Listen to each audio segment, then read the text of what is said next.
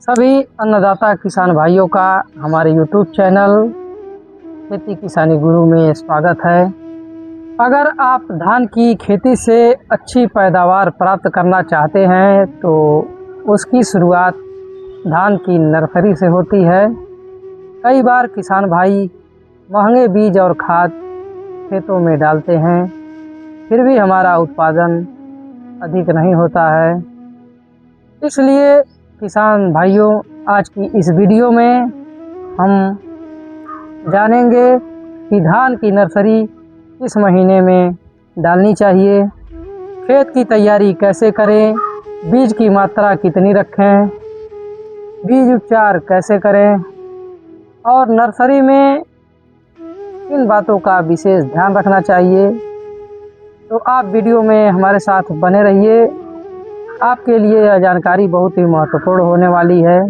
किसान भाइयों, धान की नर्सरी डालने का सही समय आपके क्षेत्र और बीज की प्रजाति पर निर्भर करता है। सामान्य तौर पर जून का महीना धान की नर्सरी डालने के लिए सबसे उपयुक्त माना जाता है। उत्तर भारत में अधिकांश किसान धान की नर्सरी जून के पहले सप्ताह से जून के अंतिम सप्ताह तक डालते हैं।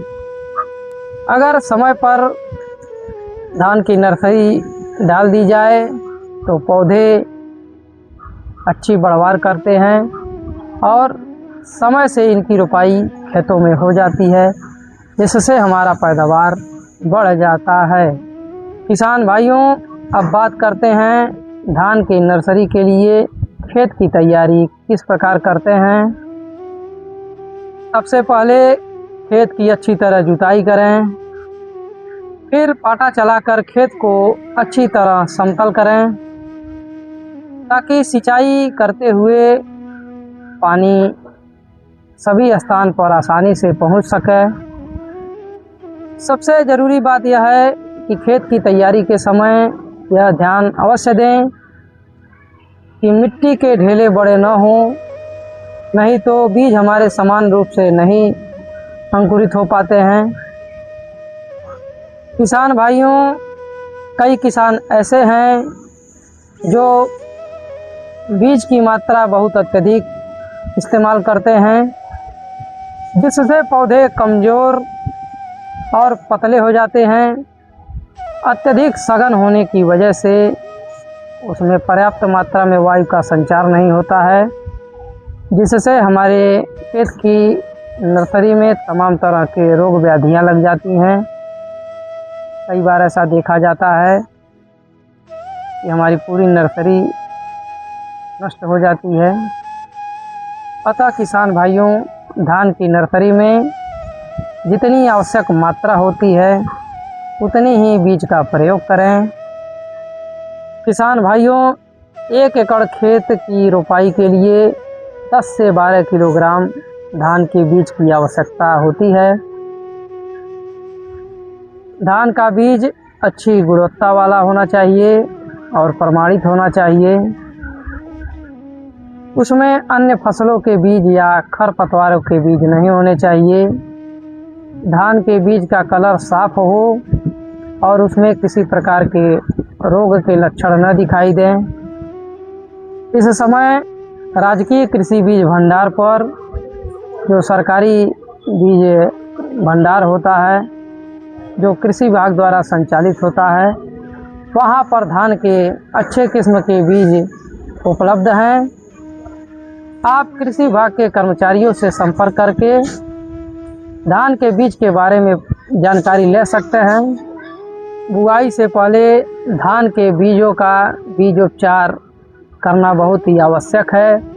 इससे हमारे कई तरह के रोग की समस्याएं, कीड़ों की समस्याएं बहुत हद तक कम हो जाती हैं। इससे बीजों का अंकुरण अच्छा होता है, पौधे स्वस्थ निकलते हैं, तने मजबूत होते हैं। बीज उपचार करने के बाद आप धान की नर्सरी वाले स्थान पर धान के बीजों को अच्छी तरह से समान रूप से पूरे खेत में फैला देते हैं। ध्यान रखें कि बीज की मात्रा कहीं बहुत कम या बहुत अधिक न हो जाए। बीज को खेतों में समान रूप से फैलाने के बाद उसको भुरभुरी मिट्टी से या धान की पुआल से हल्की परत बना देते हैं, जिससे चिड़ियों के द्वारा बीज को नुकसान नहीं पहुंचता है और धूप से भी उसको कोई नुकसान नहीं होता है। धान की पुआल की परत डालने से बीजों का अंकुरण बहुत ही अच्छा होता है, क्योंकि नर्सरी में वायु संचार बहुत अधिक होता है। किसान भाइयों, धान की नर्सरी में कुछ विशेष बातों का ध्यान रखना चाहिए। जैसे नर्सरी की शुरुआत में हल्का पानी लगाएं। पानी अधिक होने से बीज सड़ जाते हैं।